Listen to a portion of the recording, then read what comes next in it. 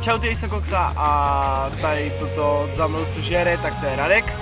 A konečně po 5 hodinách jízdy jsme dorazili do Chotěbo, prostě do toho města, co se jmenuje Chotěboř. No, s nějakou menší pauzou hodiny, 5 hodin. Tak 2 hodiny. Ale no, jeli jsme díl. To je jedno. Fajn. Tak se nemůže zastavit v koloně. Ale ten autobus byl ve 2 kolonách. Ne, byl ve 2 kolonách asi, no. A teďka se teda chystáme pomalu na hlavní program, už jsme i ubytování. Wow. A tak nějak to projdem. A připojím se, to není zrcadlo. A připojím se hned, půjdeme do nějaké první části, nevím, kde bylo asi. Au! Tak, no, takže právě jsme, on zase žere. Právě jsme byli se kouknout na stolní hry, mysleli jsme, že tam půjdeme tak na 20 minut a nakonec jsme tam stvrdli 1,5 hodiny asi.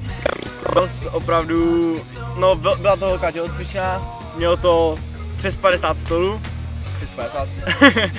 A fakt jako, nevím kolik tam mohlo být, 30 druhů deskových her, i víc, ne, to bylo i víc, prostě úplně mega deskové hry, tak jsme si hnedka zahráli, bylo to 1-1. No a teďka se chystáme na Hannibala, na nový seriál nějaký, takže to bude tak nějaký další program. No, myslel jsem, že natočím i tu celou tu velkou tělocvičnu, ale bylo tam tak 10 a bylo tam totální ticho a kdybych tam vytáhl PSPčko a začal mluvit, tak všichni by se o mě otáčeli a to ne, to prostě nepotřebuju. To se nechtělo. No, takže my běžíme na Hannibala a zase se za chvilku, ano, na Hannibala, něco jako, no, a zase potom, a potom se zase připojíme při nějaké další příležitosti, až zase budeme někde jíst.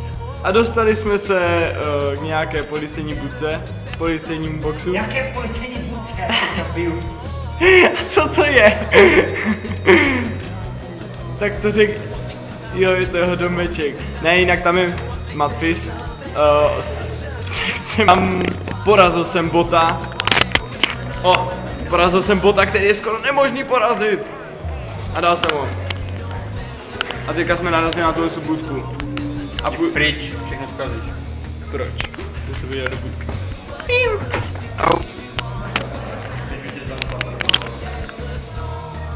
Všichni jsme se fotili v budce, nebo fotili, natáčeli a fotili.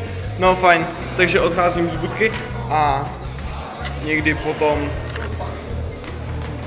pokračovat. A ještě jedno odsud, právě jsem se dozvěděl, že to není policejní budka, ale že to je z nějakého seriálu, který neznám. Je? Dobrý. Tak a teďka už natáčím z druhého dne. Včera večer už nějak nebylo nic moc co natočit. Ještě mě napadlo, že bych mohl udělat pár němých scén. Za prvé, herna už je skoro celá vlastně, včera tam nefungovalo skoro nic a dneska tam funguje všechno. Takže určitě hernu asi nějak natočím, nějakou němou scénu. Potom natočím asi tu mega místnost, kde je ta herna se stolníma hrama. Tam to taky nebudu asi mluvit, protože tam je stejně hluk, jak tam teďka jak přijelo ještě tolika lidí, tak teďka tam všechny v některých určitých časech, když třeba není žádná zajímavá přednáška nebo tak. A teď ještě míříme teda si zahrát zase nějaké deskovky a potom já se jdu podívat na přednášku od Atyho, bude to nějakých videí nebo tak něco. Takže na to se určitě těším, to bude jedna z věcí, kvůli které jsem jel, což byl vlastně Aty, Gogo, který tady asi nebude a Minecraft, který tady asi taky nebude. Takže to tak akorát krásně vyšlo. Ještě Radek tady je na druhé straně, otočím.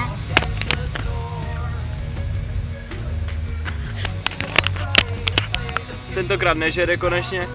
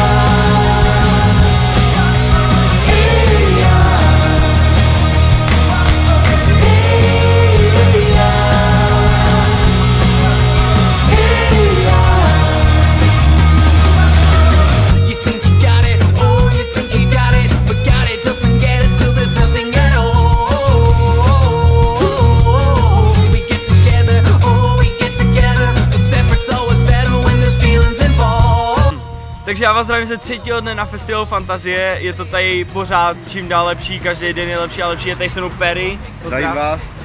Výborně. On má červené oči, ale to tady asi uvidíte. Má červené oči, no. A má světelný meč. Ukaž světelný meč. Vidí červeně. Tam pak ještě natočím večer. No a jinak chystáme se teďka na CraftCon, tam jsem byl včera vlastně skoro celý den a večer byla tombola úplně o hodnotné ceny, byla tam ceny o 40 000. Dále tam byl mega dort za to, že byly vlastně celý rok byly Minecraft akce, jako jeden celý rok, takže výročí jednoho roku. Vlastně normálně z Minecraftu byl normálně kvádr, dort a prý bylo vtipné, jak to vyřizovali v cukrárně, že jim musí v cukrárně vysvětlovat, co to je vůbec Minecraft, aby jim to dokázali udělat. No, jako tady to bylo hodně vtipný. No a dneska mě čeká možná rozhovor s některýma let's playerama, nějaký rozhovor, no nějaký pokec, prostě jenom ne žádný seriózní rozhovor. Takže něco takového tam bude. Kapitánův deník, hvězdné datum 32635, den 368. Už jsme na neznámé planetě.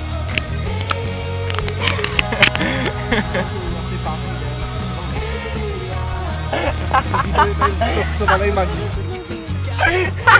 Koksovaný maník točil.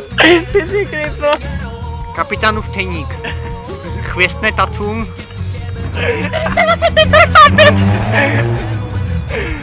16. den na neznámé planetě. Nic takového tam nemůžu dát přece. A mám tady dneska, už mám Perryho, tentokrát není ve Star Wars obleku. Máme tady Zuzku, která se nám připojila. Ahoj Zuzko. Máme tady Zuzku, která se nám připojila až včera. A máme tady Radka. Máme tady Radka. Natočil jsem takhle všechny rozhovory se všema, kromě těch, se kterýma jsem chtěl, protože to nevyšlo. A ty mi zdrhl dřív, než jsem to stihl a Smusu jsem potom už nepotkal. Jo, fajn. No a zítra už jdeme domů. Nech toho.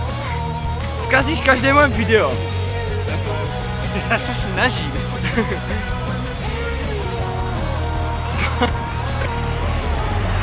Teď nevím, co jsem chtěl říct kriple. Kdybych to sledoval, tak se šipuju. Ještě bude ještě v tom...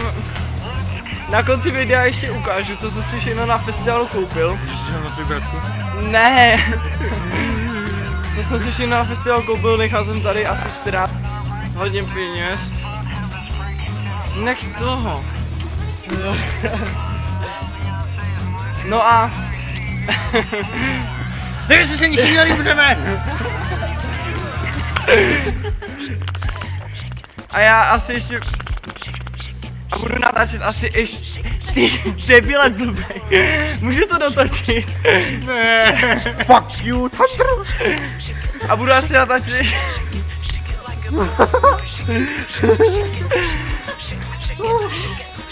A budu natáčet asi ještě cestu zpátky, jen možná něco málo. Ale tento sketch byl vlastně jenom kvůli tomu, abych vám ukázal, že tady s náma Zuzkaj.